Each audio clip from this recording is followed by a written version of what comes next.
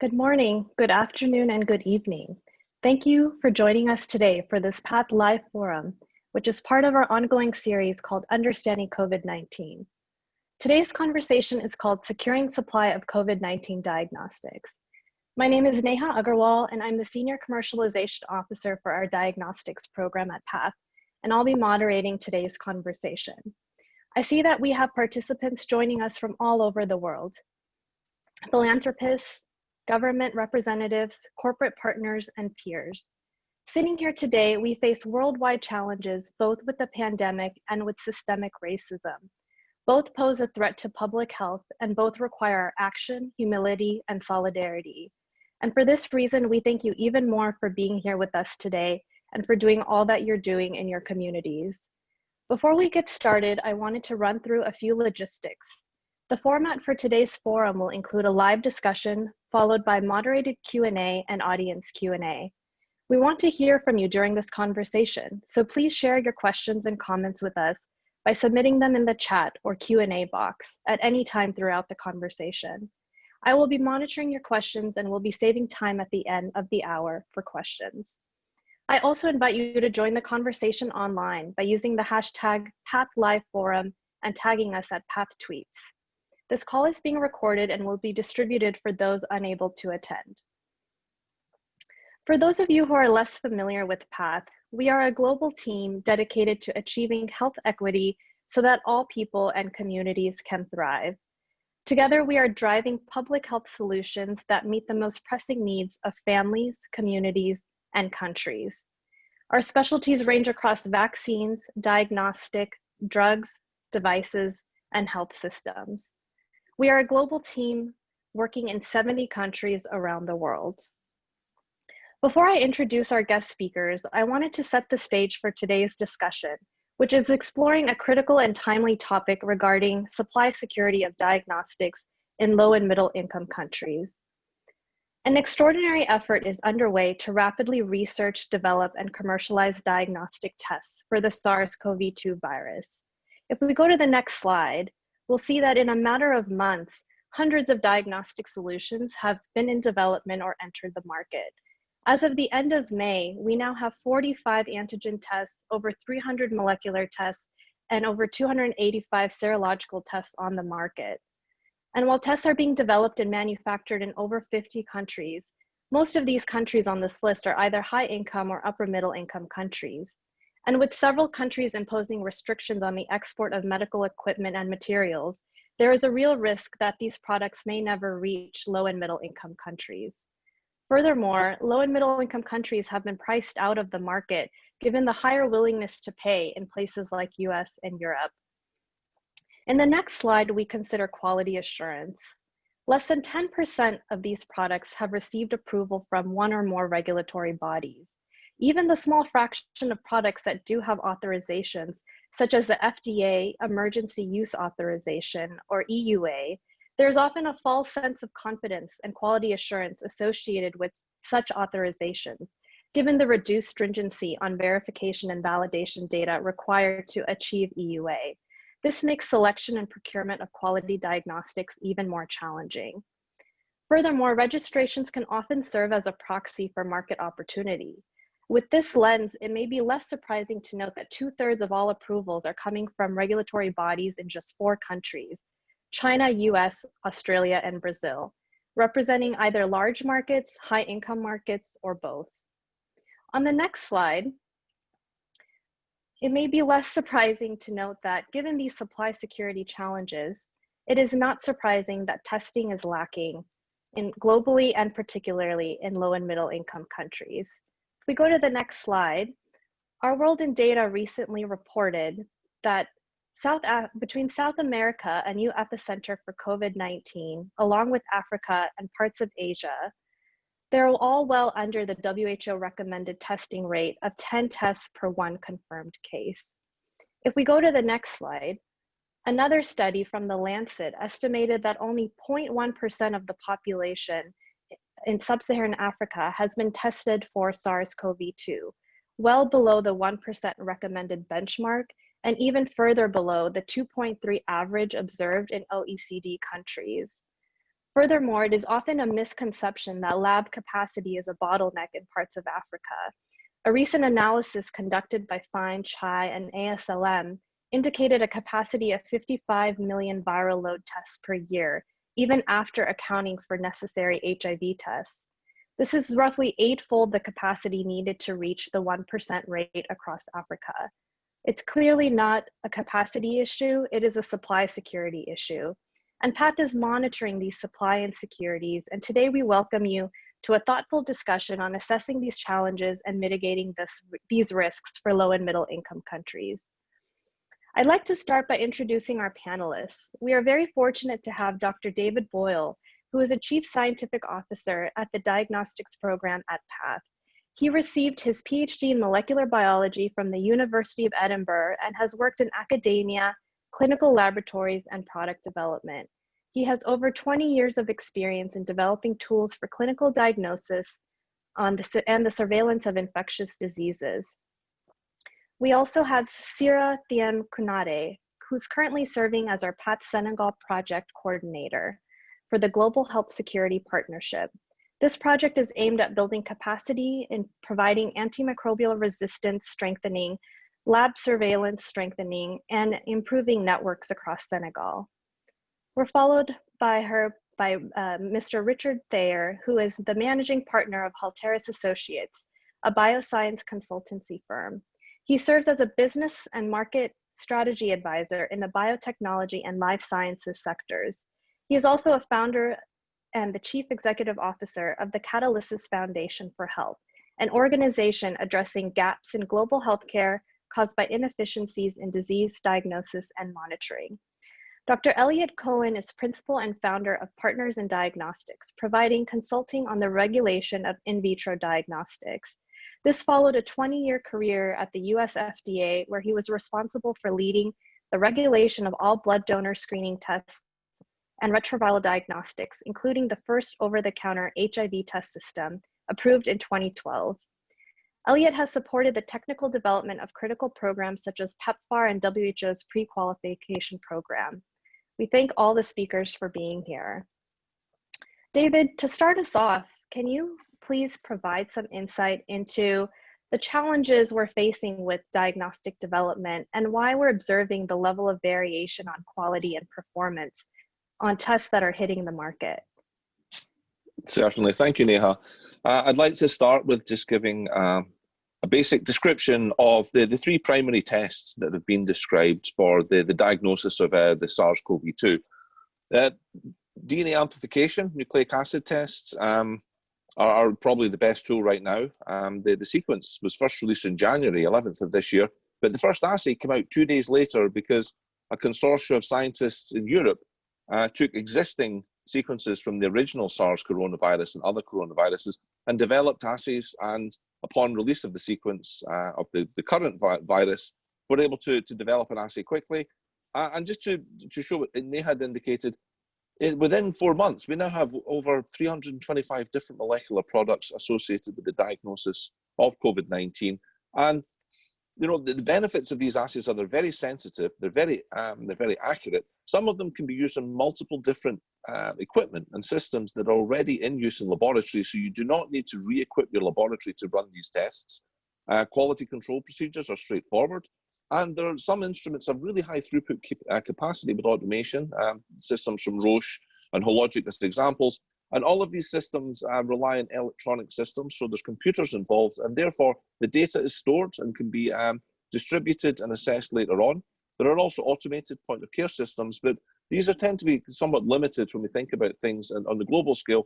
And really the drawbacks of these tools are most of them are laboratory based. You need highly skilled staff. The equipment is sensitive, they need infrastructure. And one of the challenges that's occurred right now is the core reagents and consumables necessary to prepare these tests and run them are often challenged by supply due to the global demand for testing. Next slide, please.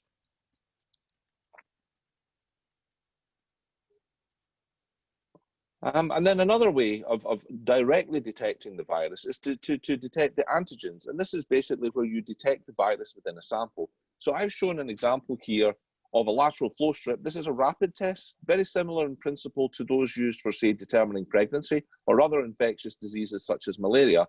And what happens is the sample is captured on the test line via an antibody. A second antibody, or the same antibody, can detect the presence of it binding, if you look on the strip in the test. And if you look to the right-hand side, what you can see is you get this complex forms, and then below on the test line, you get this red color. It could be other colors. When you see a red stripe, that's indicative of it being positive. And then on the C is the control, and that shows that the test worked. If the test was negative, the line at the T would disappear, but the control line would still be there to show it works.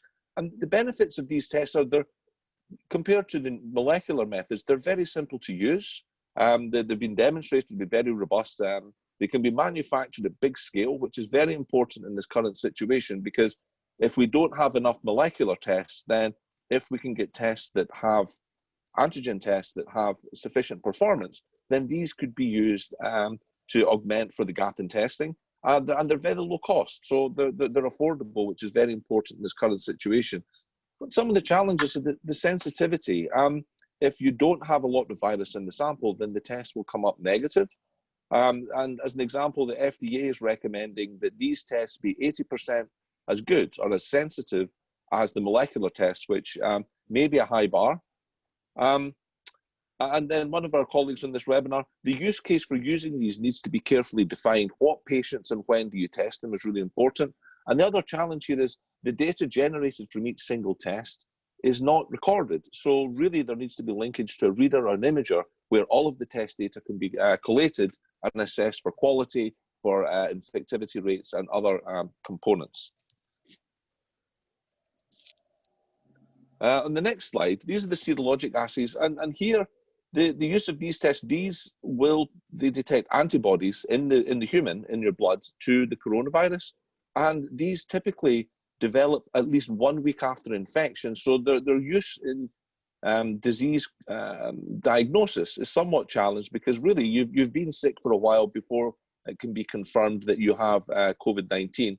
The principle essentially is the same as with the antigen test. You add blood, the antibodies bind to the test line if they're there, so you have a target for SARS-2. Other antibodies recognize the human antibodies and bind to them. So if you see the image on the right-hand side, you can see the test line where the human antibody binds to the virus, and then a second antibody, the detector, binds to that in a complex that then you can see shows as the red line on the test. And the benefits to these tests are pretty much the same. They're very easy to use. They're very stable. They're low cost, due to the fact they can be manufactured at a very large scale. And the drawbacks here, again, they're around performance in terms of their sensitivity and specificity. There's lots of common coronaviruses, like the common cold, where about 30% of respiratory infections cause this. And there, we have to make sure that the antibodies that people develop to that do not cross-react with SARS-2. And again, the same thing with it needs a reader, ultimately, to collate the data that's generated from these individual tests. And as I noted, the diagnostic potential is somewhat limited, because you won't develop antibodies until you've already had the infection for at least a week or two. Next slide, please.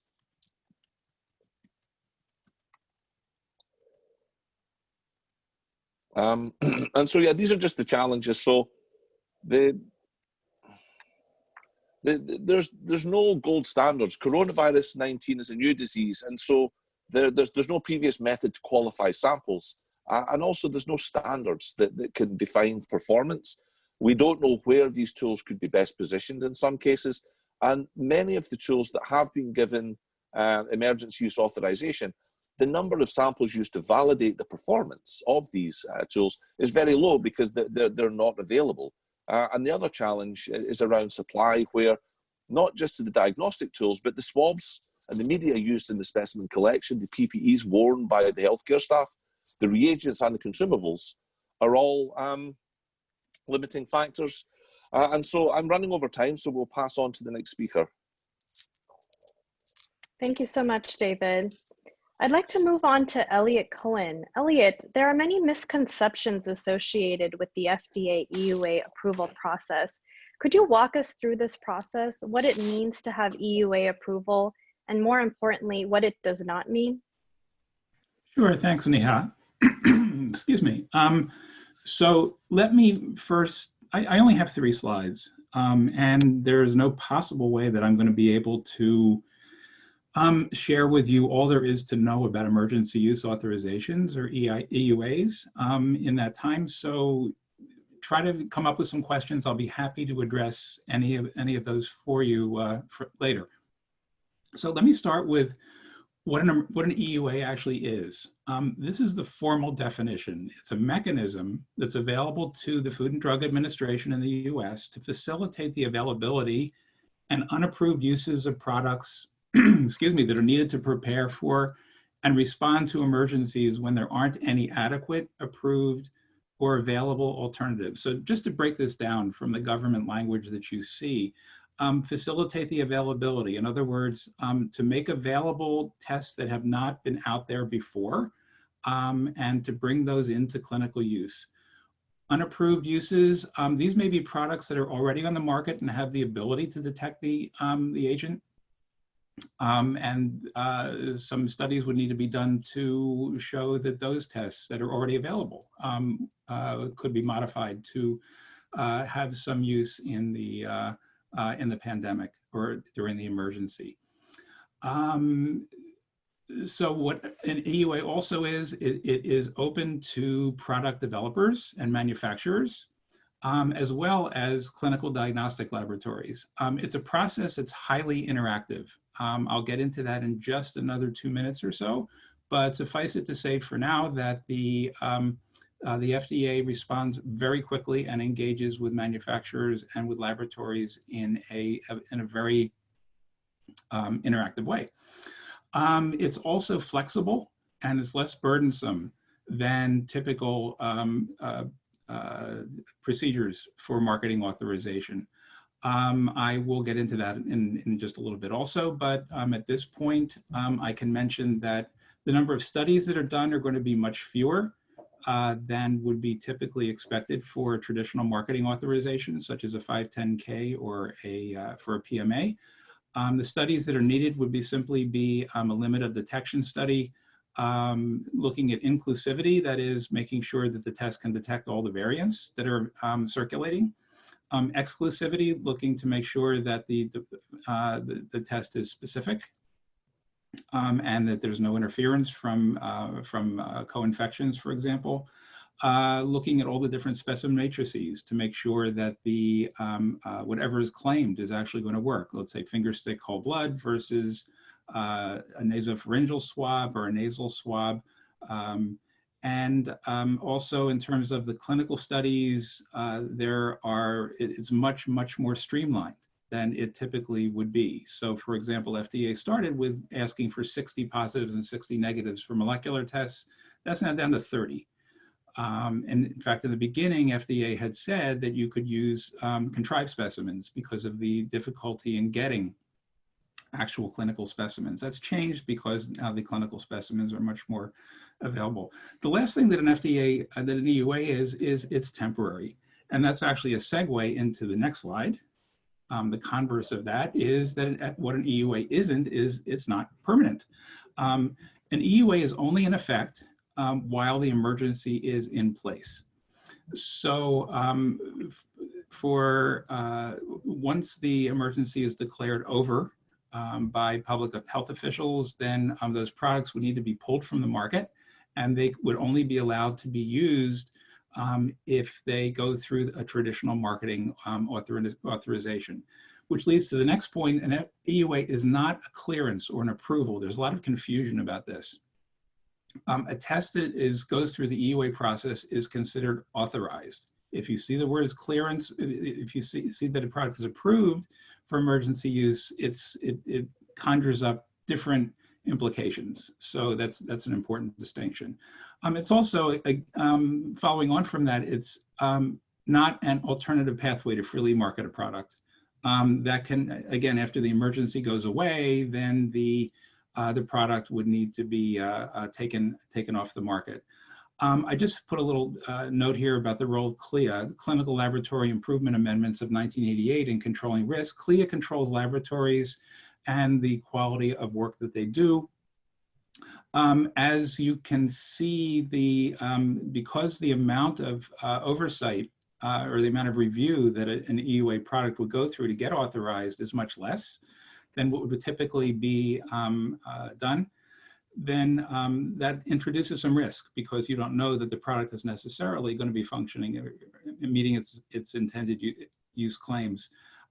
CLIA, these products are typically only supposed to be used in laboratories that have CLIA certification, which means they meet fairly stringent requirements. Last slide, please. So in terms of the process, what happens is the government declares, the Secretary of Health and Human Services declares a public health emergency, which allows the EUA process to begin.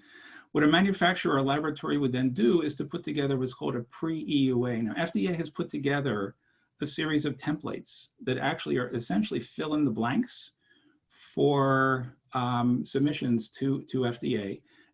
For the pre-EUA, it would consist of information on the device itself, describing it, all the different components, and then leaving blank or proposing rather, studies that the company is proposing to do, and FDA actually has in mind what those studies should be, which differ depending upon whether it's a molecular test, an antigen test, or an antibody test, antibody or serology test.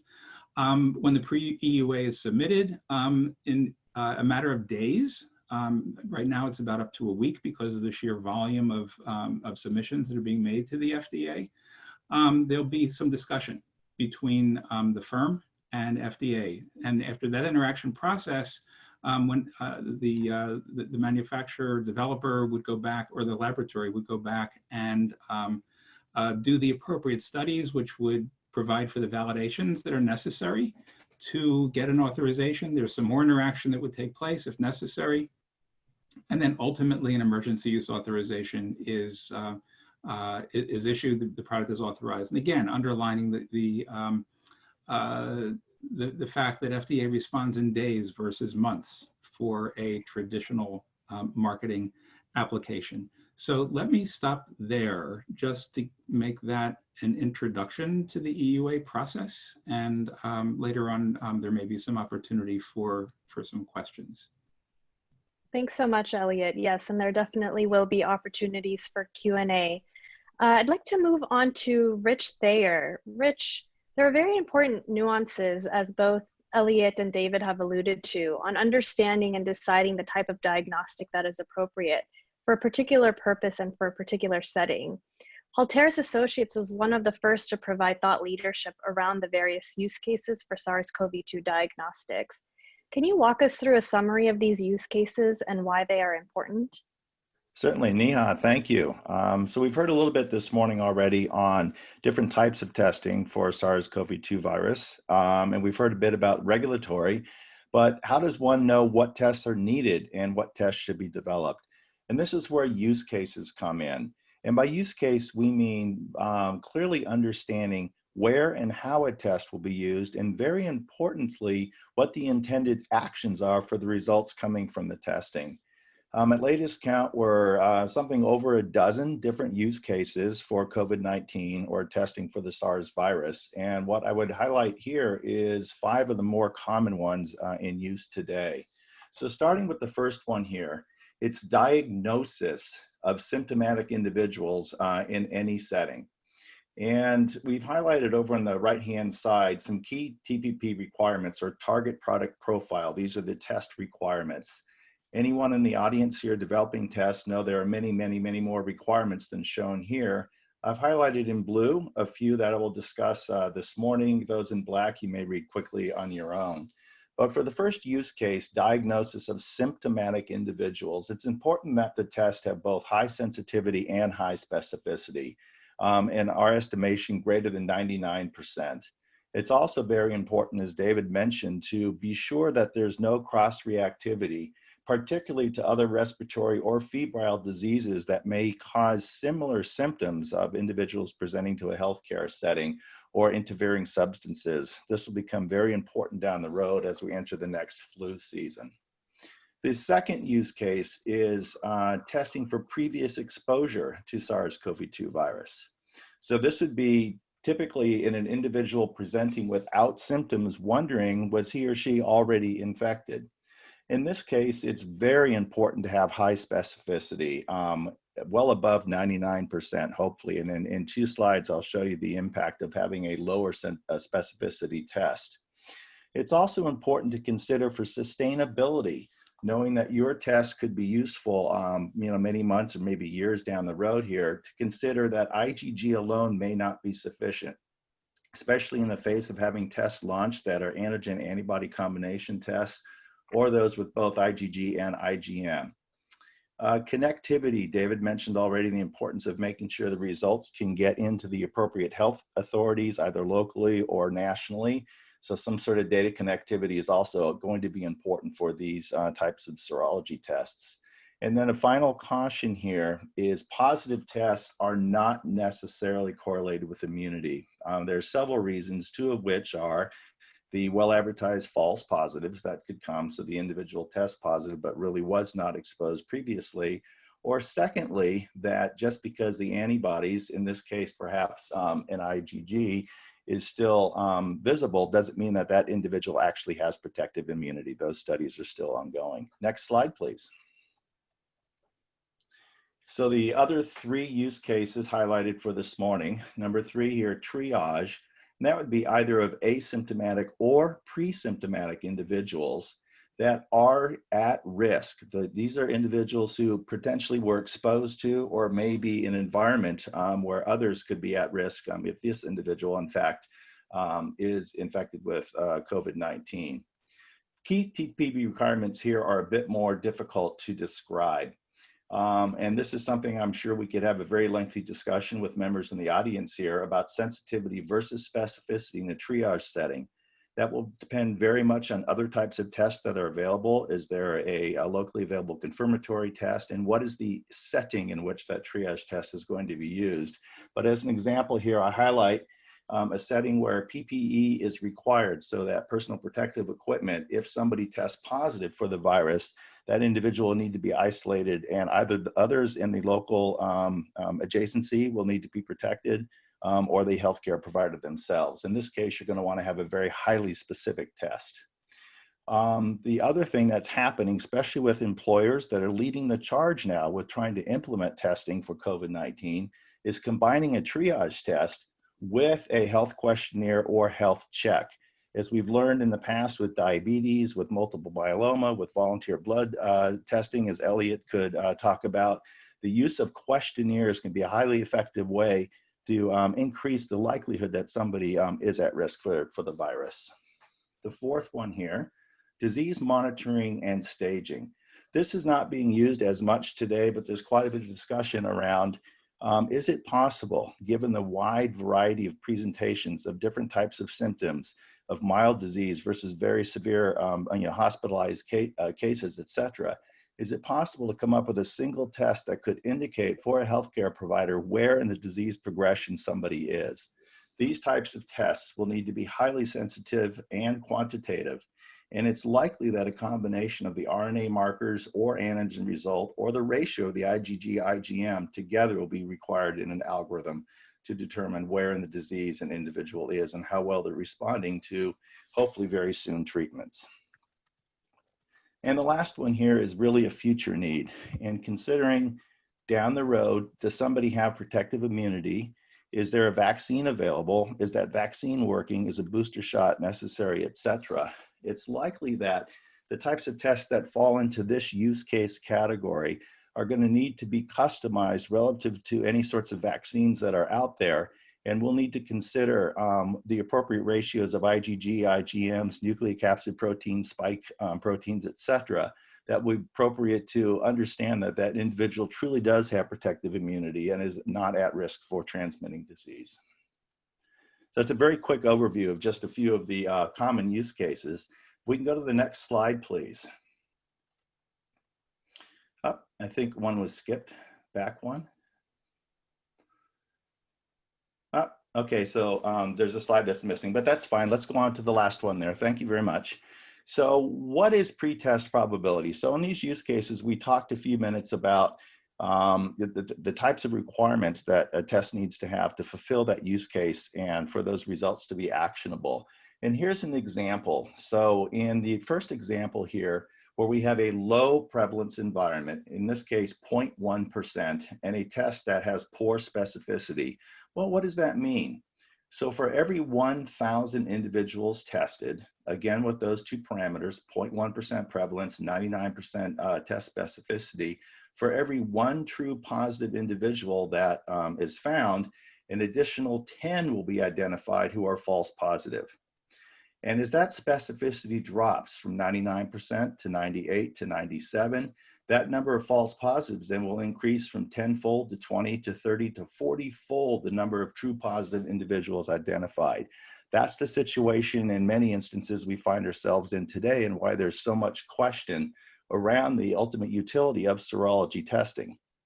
And for the second example, now we're looking at RNA testing in a high prevalence environment using a test with poor sensitivity. So in this case, if we're looking at a high prevalence environment, say around 10%, this could be representative of a place like New York City that's working hard to combat the pandemic, and a test sensitivity of 99%. So in this case, for every 1,000 individuals tested for the disease, we'll find 100 true positives, but unfortunately, an additional 10 people who actually are positive and presumably infectious will be told they're negative for the virus. And again here, as either the prevalence drops or that sensitivity drops, one could be lulled into a false sense of security that, well, you know what, it's not so bad. You know, it's 1-to-1, or, you know, we're mostly finding the true positives.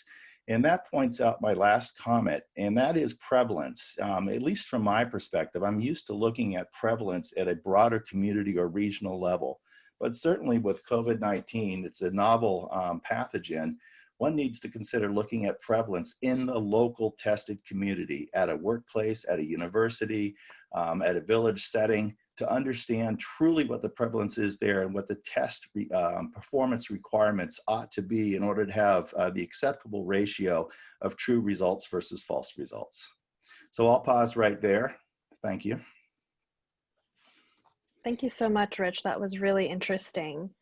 Next, I'd like to move to Sira. Sira, currently, what do you consider the greatest opportunities and challenges for COVID-19 testing at the national level in Senegal?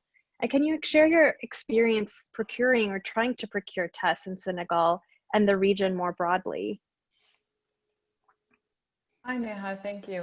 Yes, well, I'd just like to thank you for having me. I'd just like to give a bit of a context first. I'm in Senegal, and we currently have 2 institutions that are doing testing nationally. And one of those has 2 mobile labs that are actually in the field. But both of those institutions are actually in the capital, which has the highest number of cases. And 2 of the mobile labs are, and one of them is in the second epicenter of the infection. What we want to do, though, is that well, we've noticed that 70% of the cases are in the capital, which is high density. But we do notice that we need to expand to other regions, as we've noticed that with the measures, kind of confinement measures being lifted, we noticed that at this point, all 14 regions have cases. And so we do want to expand and into remote areas and outside of the capital to ensure testing. So what we really want, and I think the country needs, is opportunities and types of tests that are adapted to that environment, to those remote areas. We do have, Senegal has human resources. We have people who are trained. Currently, those 2 institutions are doing PCR testing. And the mechanism used by the Ministry of Health is really testing and tracing at this point, but about 51,000 tests have been conducted in Senegal. That does not mean 51,000 people. And so we notice that we do need to have a serious increase in the number of testing that's done. Another issue that we've noticed, as I said, we need to expand to remote areas, is the sample referral. We really need to strengthen the sample referral system. just to ensure that some of those results or some of these analyses or samples that are collected in the remote areas can make it to the capital in the time needed, and that are transported in the right conditions.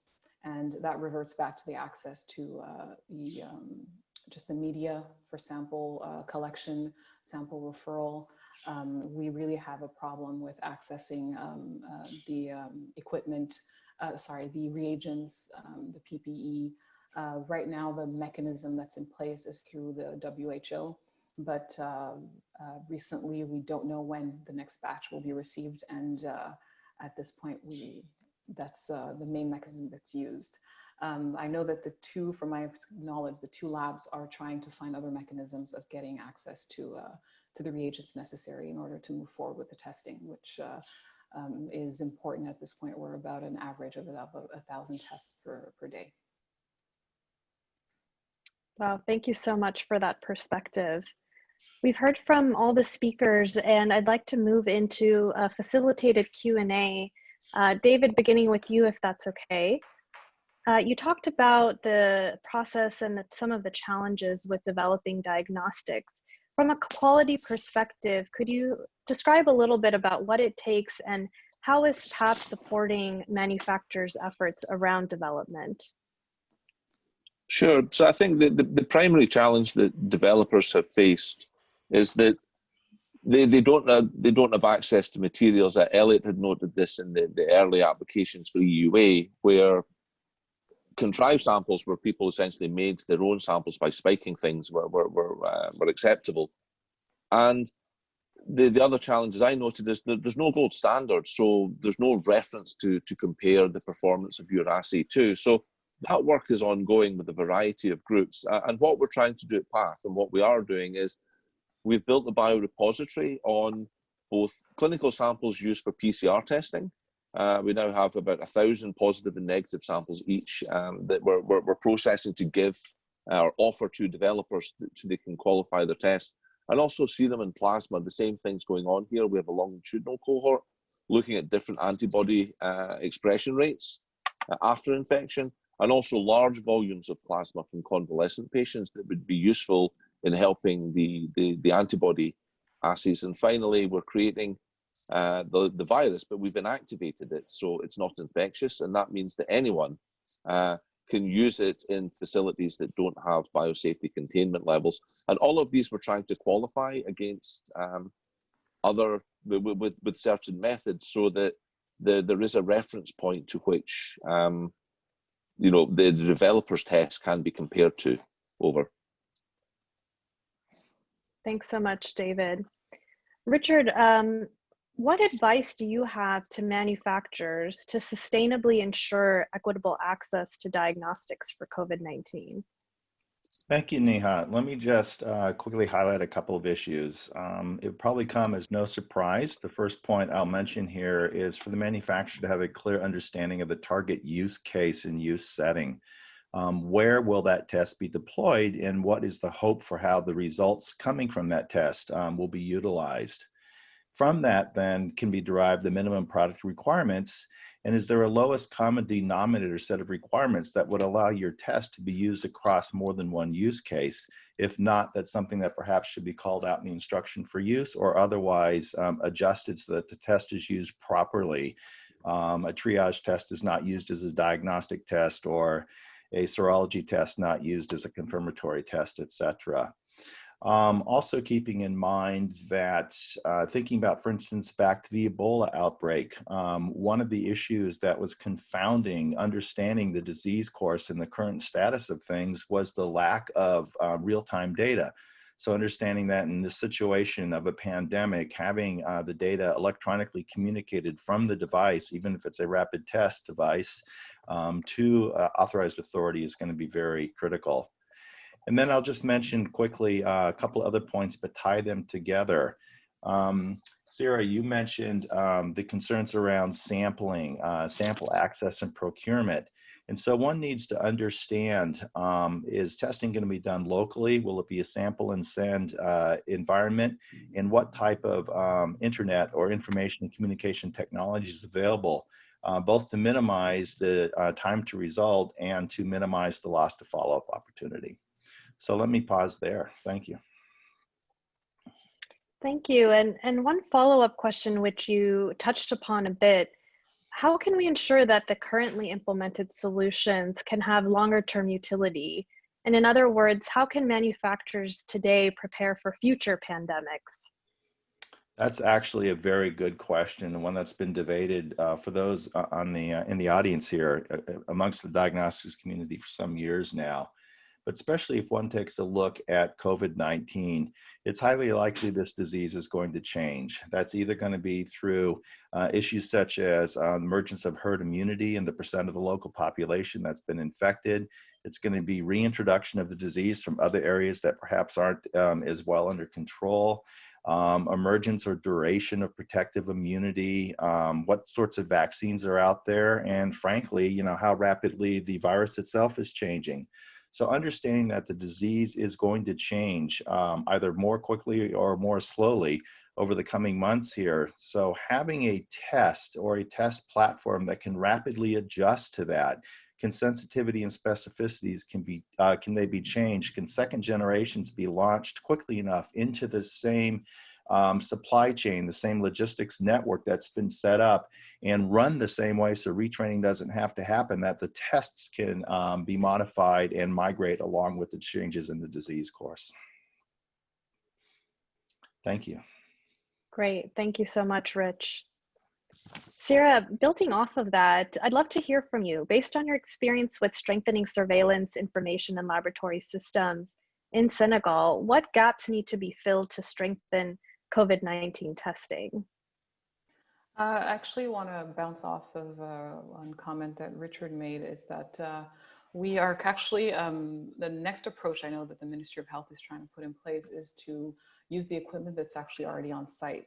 And the gene expert, which is used in Senegal nationally for TB and diagnostics, is where the ministry is trying to look at ways of adapting, and it's actually expanded and available. There are, I think, about 24 throughout the country, and really adapt the use of those for COVID testing, and just kind of purchase the cartridges adapted to that.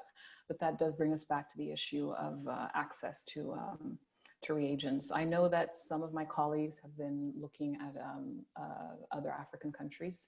So for kind of turn to Ghana for some of the reagents necessary and the media for the testing for SARS-CoV-2 testing. Specifically in my context, what we've done, and I know Richard brought this up, is that we're actually supporting the Ministry of Health since with the Global Health Security Agenda, we've really been supporting the ministry in strengthening their health information system. And I'm really proud of our team that has been working on developing the tracker as well, which allows for that combination of clinical as well as laboratory diagnostics results to be combined into one platform and is updated in real time. And that's one thing that we're really supporting the ministry to do, both in the capital as well as throughout the entire country, in the regions that, and preparing regions that haven't, districts or at least areas that haven't really seen a big surgence of disease, but making sure that we are prepared for that. In the past, we've also supported the Global Health Security Agenda that's funded by the CDC, has also supported the certification and purchase of biosafety cabinets to make sure that the remote areas are also have the equipment. So at this point, I would like to really reinforce that we have the human resources and we do have equipment, but at this point, it's really just access to. And I think that's a point that all of my colleagues have brought up: access to the reagents, to the media, to also even the sample collection kits, which are being used at a rapid rate and are quickly running out. I also would like to just reinforce that we've been supporting the Ministry of Health with sample referral and making sure that we can optimize the network that's already in place. And we really need to push to strengthen those as well, because with at this point we've seen the gaps that are in the sample referral network, especially making sure that samples can leave remote areas and arrive in Dakar, which is the capital, and where most of the testing is being done. Thank you so much, Sira. Elliot, one question for you, given your experience with the FDA. How do you believe FDA's response has supported our health system's overall ability to respond to COVID-19? There have been a number of things that FDA has done. They're trying to be as transparent as possible because the thinking is evolving, and it evolves very quickly. So some of the things that they've done is they're really available to everybody. So if you go to their website, search on coronavirus or SARS-CoV-2, COVID-19, you'll get eventually to FDA's frequently asked questions. So the FAQ page is updated on a regular basis. They also have weekly virtual town hall meetings so that people can call into that and hear FDA's latest thinking, and also ask specific questions that can be, and to understand FDA's latest thinking. Let's see, it's also important to follow FDA's guidance through the templates, and they've issued a policy guidance as well. One of the most important things people can do, I think, if they're interested in getting a test in, is to talk with FDA early. Don't be afraid. They want to talk to people. They encourage people to come in. Now, granted, there's a prioritization process that they go through, which is not typically the way that FDA works. Usually it's a very level playing field, but considering this is an emergency situation, what they do is they look for platforms that they've seen before and have already been successful, and those are the ones they look at first, and then look at others later on. At the same time, there have been some novel technologies that have come through which FDA has authorized because they've been demonstrated to, especially there's a CRISPR test out there now. There's talk about next-gen sequencing being involved. FDA is looking for innovative types of technologies and ways to expand testing as much as possible. Now, what they've also done is, in terms of access, is to authorize self-collection of specimens that are sent to a central laboratory. They're not quite at the self-testing point yet, although they have received a fair amount of interest from manufacturers on self-testing, which is another way to increase access, of course. There are a whole swirling of issues that are associated with self-tests, but for now, it's simply there are self-collection methods available that can be used by folks who want to get tested. In the US, there's actually a lot of concern about the availability of testing, and that's a situation the US is not usually up against. So it's an eye-opener, put it that way. Just one more point to make, and that is in terms of performance. The public has, or people in general, I think, and this is global, have very little tolerance for a wrong test result. So if you have a test that's 95%, that's 1 out of 20 that they're going to get a wrong answer. It doesn't matter that 95% in our eyes is actually excellent. Someone will have suffered because of that. So performance needs to be as high as possible, but with all the caveats, I think that all of us in this forum have mentioned. So messaging is really critical. Thanks so much, Elliot. I'm going to move to the audience Q&A. We've been receiving several questions in the chat box, and thank you everybody for submitting your questions. Please continue to do so. I'd like to start with one question, and I think maybe Sira or Rich, you may be best suited to answer this, but I open it up to the other speakers as well. Can you please speak to the benefits and problems of decentralized versus centralized testing in different settings? Sira, would you like to start first from the in-country perspective?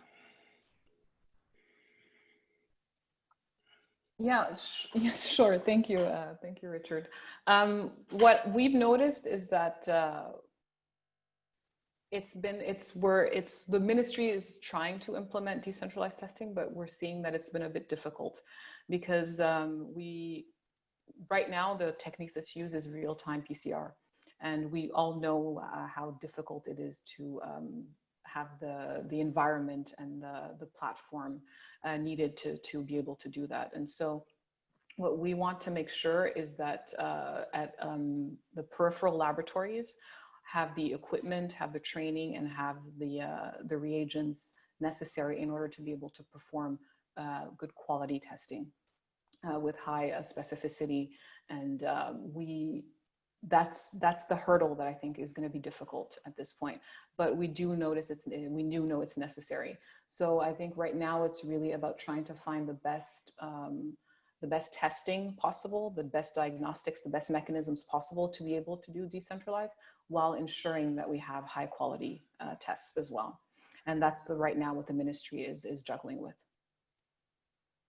I think I might just add one small point. I agree with everything Sarah that just said, and that is the issue of sample quality. So if we are looking at centralized testing, in all likelihood, then there's only two options. Either the infected individual or potentially infected individual needs to be referred to a testing center, less than ideal in any circumstance, and especially when you're dealing with a disease infectious like COVID-19, or the sample has to be sent. And we have been seeing evidence of perhaps lack of training or lack of patient desire to be compliant with the invasive test sample collection procedure, that the samples perhaps aren't adequate, and that's leading to some reasonable expectation of false negatives with the nucleic acid testing. So if one is going to pursue a centralized testing scheme, then having a much easier to collect sample type, perhaps validating a test for use with a saliva sample, or an easier to collect sample than an NP sample might be appropriate. Thank you, Rich. Moving on to another question. What do we estimate the timelines to be for LMICs to receive new diagnostic tests once they have been successfully developed? And I open that up to anybody on the panel.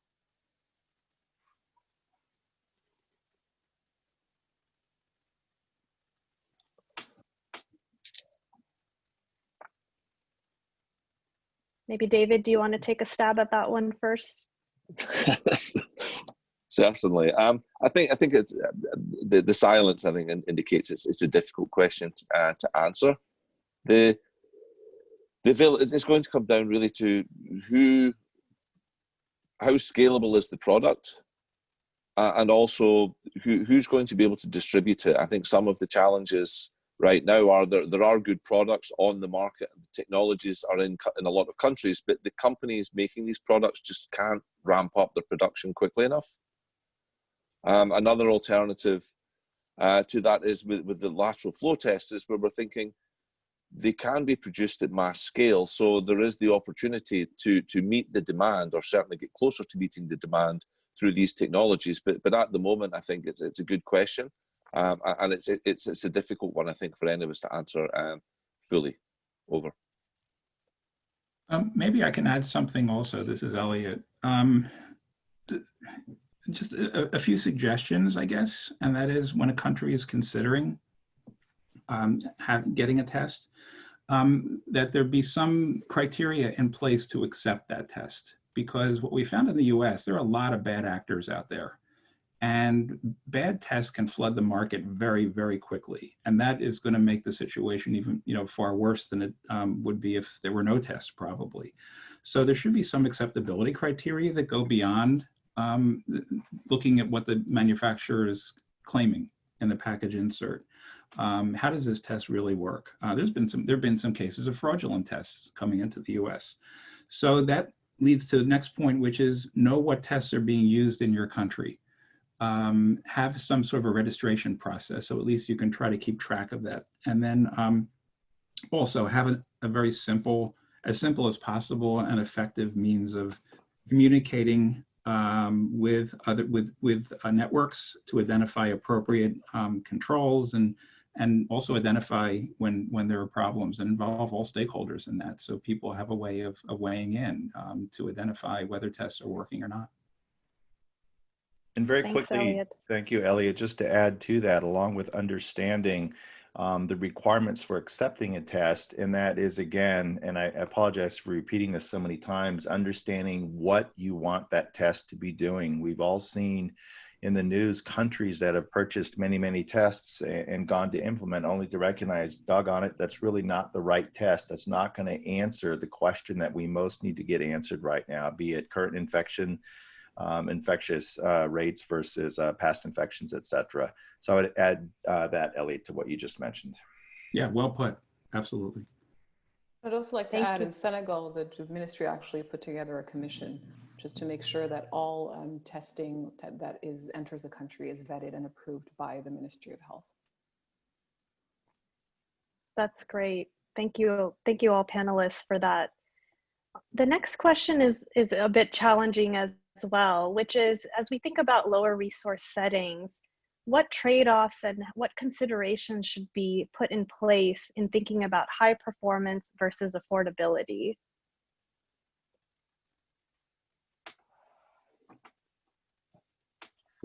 Just one thought that comes to mind, Neha, there will be looking at the risk of the environment in which the test will be deployed. And by risk, I mean other individuals that the potentially infectious person may come into contact with. Are they elderly? Are they immune compromised? Are they first responders, police or fire or medical staff who themselves will be going out into community and having many, many more contacts? So it's possible, though, as a diagnostics person, I kind of hate to say this, but it's possible in some testing environments, a lower cost, lower performing test, especially if there's some opportunity for repeat testing, may be sufficient to protect a less at-risk population. But given that we're not totally certain yet about the number of asymptomatics and exactly how this disease is progressing throughout a community, that's a trade-off that should be very, very carefully weighed in any given setting. Yeah, and just to add to that, a way to deal with this is to set up for yourself a risk-benefit analysis. So say that, okay, I'm going to be saving money and therefore able to test more people. What am I losing? What are the risks associated with that? But then it's really important to go to the next step, which is, okay, I know what the risks are. Is there something I can do to mitigate those risks? So you recognize that they're there, and then have some policies or some way to blunt the effect of those risks, and that may help in the decision-making process. Yeah. And this is David. I would add another point here is a lot of countries have some existing platforms in country. It was noted for things like TB diagnostics for viral load, and the manufacturers of these pieces of equipment have developed tests. And so perhaps a cost-effective and efficient way of implementing testing is to leverage these platforms where the laboratories, the physician, the facilities, the machines, the staff exist. The current challenge is simply just gaining access to those particular assays to load onto the platforms. But that would be certainly a short-term solution that could be cost-effective in terms of the bulk of the ancillary needs are already met, and it's simply the assays that are needed to be employed. Over. Thank you. Thank you to all the speakers. We're almost at the end of the hour. I just wanted to express my gratitude to all of the speakers and for the audience for joining. It was great to hear your perspectives on what's happening today locally and globally. We weren't able to get to all of the questions, but we hope the audience will continue to follow our series of webinars to hear from more experts in the future.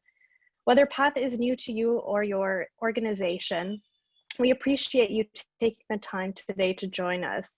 We'll be sending out a recording of today's conversation and hope you will stay in touch. Thank you again for your time and attention.